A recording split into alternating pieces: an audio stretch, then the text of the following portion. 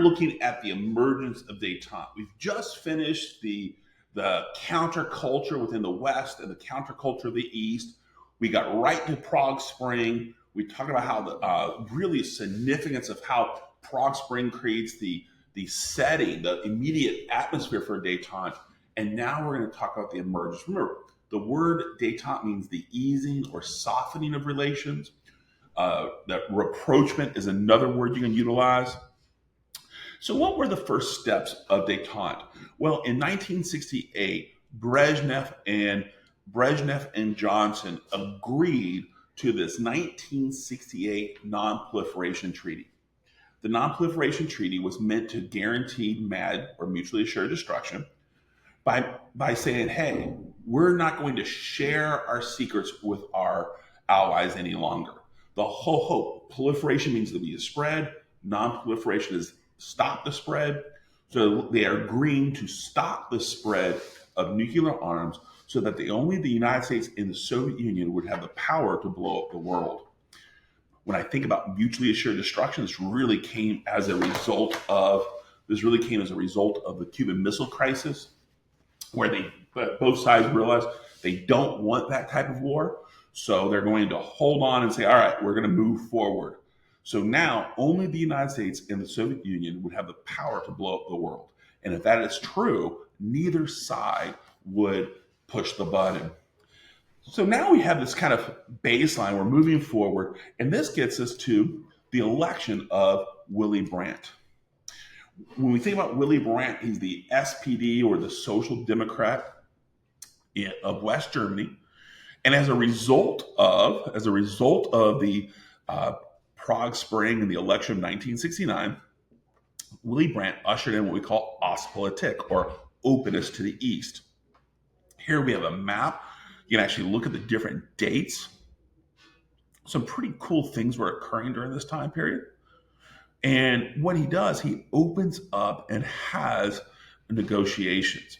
And when I think of Ostpolitik, it's where Willy Brandt discussed East Germany with Brezhnev. And then by the time we get to 1972, they both agree that West Germany and East Germany will recognize each other. Additionally, West Germany would have special trade privileges with East Germany. And now with this flexibility, we have two German states and one German economy. And that really created the foundations for what ultimately will lead us to the collapse of the Iron Curtain and the unification of Germany. And we'll see how that plays out. But Willy Brandt, very significant. Ostpolitik by 1972 brings this element. And here we see the United States is kind of forced to the table of the Soviet Union as they look bad. By 1970, there was clear movement towards rapprochement. There's a sense of excitement. And now where West Germany is approaching Soviet Union and East Germany, the United States is now looking towards Asia. When we look at Asia, we get this. Before we get there, we have the election of 1968. Nixon won with two promises. Number one, Vietnamization. He gets some of the more conservative hippies to support him because he said, hey, we're going to make the Vietnam War Vietnamese. We're going to withdraw our troops.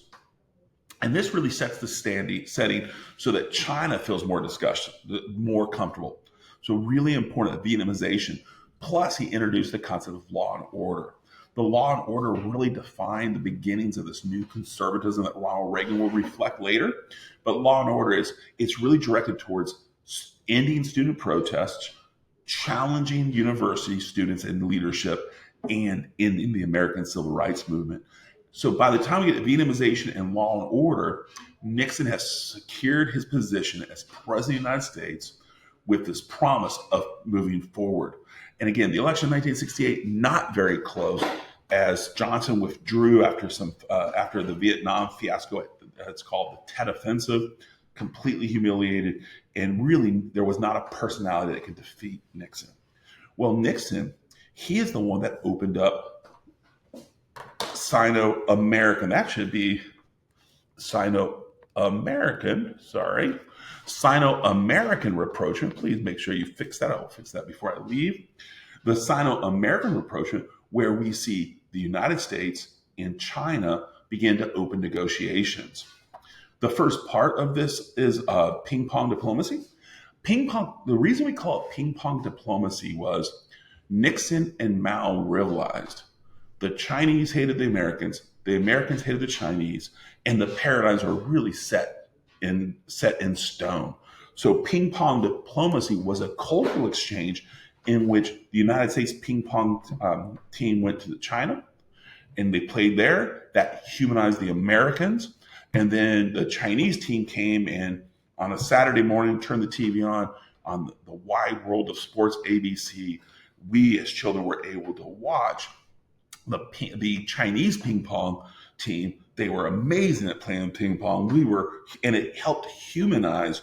So it softened the paradigm so that when we have this true negotiation or rapprochement, the Americans were okay with it. But that ping pong diplomacy really by 1972, we have the Chinese foreign minister playing a game of ping pong with Nixon. They're going to be playing up here, and poor Chiang Kai-shek is being left out. And by 1979, we no longer recognize Chiang Kai-shek. We recognize Mao's China, and that really shifted the elements. But really, the agreement was the United States would reconnect with China. We would connect with China, and they would open their markets to us. So it really it's an economic opportunity by the Americans, but also it makes the Soviet Union look really bad. We have a rapprochement here, and that really opens us up for the treaties of Detente. In 1972, we have a meeting called it's called SALT, or the Strategic Arms Limitation Talks, and it's the first time the United States and the Soviet Union actually sat down to discuss the actual easing of the arms race. As a historian, when I think of Detente, I think of the arms race. All of the documentation, it doesn't appear to me that we're trying to end the Cold War. We're trying to ease the arms race. So, little side note, I'm gonna say Detente was a success. There are people who say Detente completely failed because it didn't end the Cold War. But from my perspective, I'm really going to focus on the arms race. So in 1972, the United States and Soviet Union sit down. They hash out a basic agreement. We call that the SALT I, or the Strategic Arms Limitation Treaty. And what they agreed on was to get rid of an entire group of nuclear weapons. Sounds like a really great thing until you realize those were already outdated.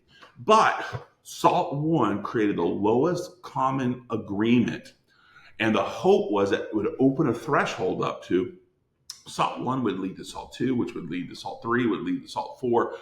And ultimately, we have as many SALTs as necessary to end the nuclear arms race completely. So SALT I was a threshold agreement. So the significance is not what it actually got rid of, but it opened us up with a conversation. The most important treaty that came out of the SALT talks was the ABM treaty. During this time period, before this time period, both the United States and the Soviet Union had been developing anti-ballistic missile systems. They hoped that they would be able to develop a system that would be able to knock a nuclear weapon out of the sky. This becomes really dangerous because, as I mentioned earlier, mutually assured destruction, or MAD, it prevented a first strike capability. If one country pressed the button, it would guarantee both countries would be destroyed. What happens in the United States created an anti-ballistic missile shield that prevented any Soviet missiles from hitting us. We'd be much more likely to press the button.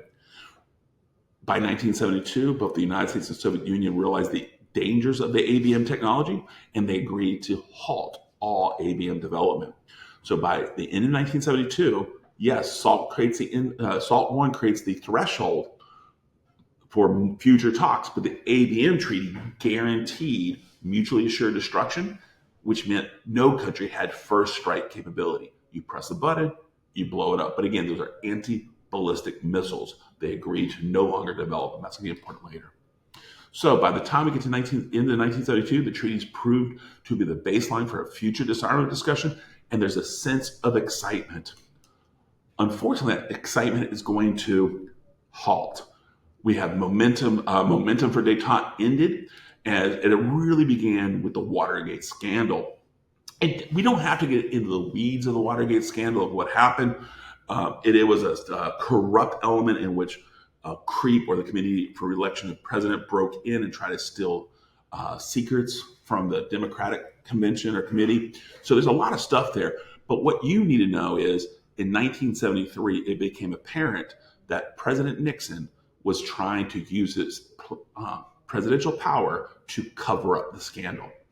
So by 1973, he is using his presidential power to try to cover up the scandal, despite not being directly part of the scandal. And then 1974, it was so revealed through the Washington Post that Congress agreed that they would have to impeach him. But before the impeachment proceedings occurred, he resigned. And his resignation, for me as a historian, I want to point out, I believe the Watergate scandal halted the momentum of detente because the personality, Nixon, only Nixon could do detente, is now removed. Nixon, there's no one who can consider him soft on communism because he became a popular politician under McCarthyism. He was Joseph McCarthy's right-hand man. So there was no one that could say he was soft on communism. So when he began rapprochement with both China and Russia, the United States felt good that we had a strong conservative leader leading the way to this detente. Now with the Watergate scandal, he is removed, the personality is removed. I believe it's kind of like riding your bike. Yes, you stop pedaling. Do you fall right away? No. And my evidence for this is the Helsinki Accords. I know that Dr. McKay really focuses and really romanticizes the Helsinki Accords, but I want to point out the Helsinki Accords really does nothing new. It actually creates confusion. How so? Let's look. The Helsinki Accords have these three baskets. I have no idea why they call them baskets, but they're three sets of different agreements. The first one was held as the greatest. It was the diplomatic agreement. Oh my God, they're officially recognizing the Iron Curtain. Well, that's cool. And I think in 1975, that seemed like a really important event. It was highly romanticized. But on this side of history, we've unofficially recognized it since 1953. At the outcome of the Berlin airlift, the Soviet Union didn't act. In 1953, East Germany got crushed. We didn't react. 1956, Poland and Hungary, we didn't react. 1968, Prague Spring, we didn't react. Clearly, the Iron Curtain was already a de facto line. Now it's officially or de jure. There's a sense of excitement that everybody's giving their high fives, but the reality was it didn't do anything. It's the other two baskets that create the chaos. First, the economic cooperation. Brezhnev desperately needed economic support, technological support, food support. With his no experimentation policy, the development of the Soviet Union had really slowed at the exact worst time because the United States was advancing. So there's a ton of chaos here. You definitely need to make sure you recognize this. Yes, there's economic cooperation. Well, to balance that out, Gerald Ford forced in this human rights agreement. Gerald Ford was a new president. In class, I talked about maybe him as being the illegitimate president, being the first president never elected, either vice president nor president. He was put in place by the Congress. So kind of chaotic there, but he forced the human rights. So now we're going to force the Soviet Union to guarantee human rights. Now, the term human rights is really vague, and that's going to be really hard to define. But with that said, we have these three baskets. So therefore, to what extent was the Helsinki Revolutionary Agreement? I'm going to argue it wasn't in any way, to a minimal degree at the best, because despite having this great diplomatic agreement, only chaos. What's going to be more important, economic cooperation or human rights? And that's going to create the framework for the rest of our story. Now we have President Jimmy Carter coming to power in the election in 1976. The United States really wanted a moral president. Jimmy Carter was a Georgian peanut farmer who was governor of Georgia. He became a really famous national politician. But remember, he had zero foreign policy experience. And with that, Jimmy Carter, we wanted a moral president. Remember, according to Machiavelli, politics is amoral. The end justifies the means. Jimmy Carter is going to put morality in the forefront, and Americans wanted that because we were tired of the corruption. The previous two administrations, Nixon and Johnson, both of them, both political parties, absolutely trash. So Jimmy Carter is ushered in. We think there's going to be a great moment, but his moral views of diplomacy is really going to halt detente. We're going to prove that in a hot second. And this is going to lead us right to the advancing into the Second Cold War. In November 1979, before I get there, let me talk a little bit. When I think of the Second Cold War, I want to point out this. The United States, by 1979, feared that the United States was weak and the Soviet Union was strengthened by detente. Detente weakened the U.S., strengthened the Soviet Union. Our economy was trash. We had stagflation. Interest rates were skyrocketing. The housing industry collapsed. No one was buying cars. Gas prices were outrageous. Really, this is probably, in my lifetime, this was the least fun time. From 1976 to 1980, it was a horrible economic downturn. There was a sense of hopelessness. My dad actually lost his job at Ford Motor Company in 1980. We had no idea what our future looked like, what was going to happen. And I think I was more of a microcosm of the greater size of the United States.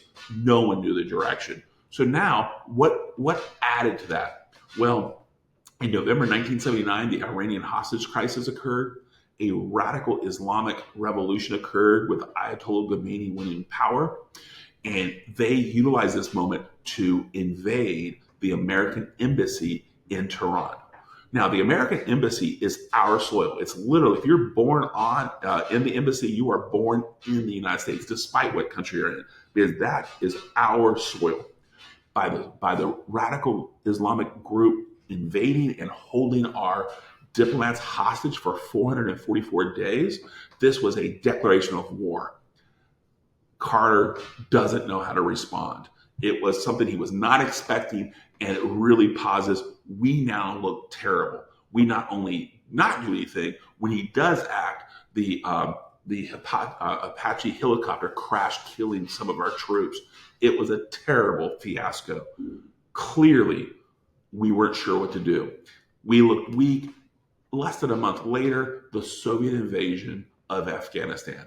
Now, all of a sudden, the Soviet invasion is able to invade this vast country. They look strong. And now, what are we going to do? Our president of the United States had a very difficult time responding. His moral paradigm is it was at this moment paralyzed. And before I get to that point, I want to talk about there's three actions he does. First, he withdrew SALT II from the Senate. We actually had a significant disarmament agreement, SALT II, that seemed to really progress. Another group of nuclear weapons were gone. Really looks like we're well on our momentum. Jimmy Carter withdrew it from the Senate. It never became law. Really significant. Now, all of a sudden, it looks as if we're punishing the Soviet invasion of Afghanistan, which is behind the bamboo curtain. So this was their sphere of influence. They didn't know that would happen. What's going on? Why are you doing this? But in response, we're going to diplomatically withdraw. We were escalating the Cold War by withdrawing that. The second, grain embargo. We're no longer going to economically cooperate with the Soviet Union, clearly violating the second basket of Helsinki. We're going to punish the people of the Soviet Union for their invasion. Third, we withdrew from the 1980 Summer Olympics. I know this is something you guys can't comprehend as Gen Z, but I will tell you, Olympics were the greatest moments of the time. In the Winter Olympics of 1980, we had the Miracle on Ice. Despite the misery of our lives, we had a sense of excitement to watch our 17, 18, and 19-year-old young men defeat the old professional 30-year-olds from the Soviet Union. It was called the Miracle on Ice. We really had a sense, but we boycotted the Moscow Olympics to punish them. So all of a sudden we're weak, they're strong. And now we're absolutely escalating the Cold War. Jimmy Carter, by this time, has really lost his credibility. I do believe the boycott of the Olympics was the last. I think that led all the moderates really support. And we have this election in 1980 and the Reagan Revolution. The Reagan Revolution is really an important moment in U.S. history. It's this new conservatism that Dr. McKay talks about.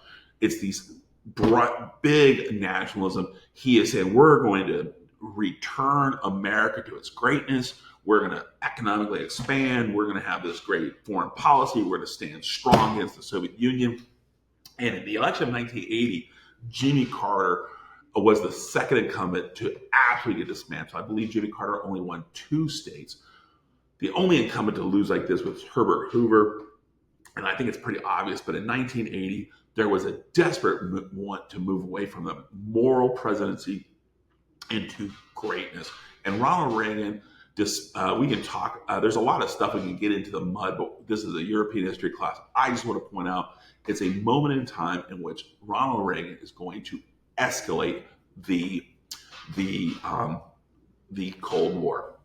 His revolution, there's 2 things I need you to know here. Number one, he has, in 1982, he has the Evil Empire speech, playing on the Empire Strikes Back. He denounced the Soviet Union as the quote-unquote evil empire. If you're calling your enemy the evil empire, what has happened to rapprochement? Duh, it is gone. And in that same speech, he ushered in what we call SDI, or the Strategic Defense Initiative. We nicknamed that Star Wars because Ronald Reagan promised to create a shield against nuclear arms through lasers. That's why we call it Star Wars. And this is really going to heighten the Cold War. So as we're looking here, we're seeing the election of 1980. We're rejecting the morality. We're asking for power. And Ronald Reagan really comes in and we have this romantic hope. He's very unpopular in the first few years. But again, when you're in U.S. history, you'll talk about that. But from 1979 to 1985, this Reagan revolution that began before his election into his election really escalated this Cold War. And it's what his journalists deemed the Second Cold War. The reason they called it the Second Cold War is they had a romantic hope that Detente ended the Cold War, but now we have the Second Cold War. And my last slide, if you want to pause here, you can just look. This is a 1987 cartoon criticizing Ronald Reagan's view of the world. There's a lot of interesting stuff. I do think it's pretty funny. But if you want to look around this, you can look at different elements. And if you have questions about that, I'll answer in class. But what we've done, we've covered, we went from the Detente to the Second Cold War. Again, poops just hit the fan, and we're not sure what's going to happen. You guys have a great day.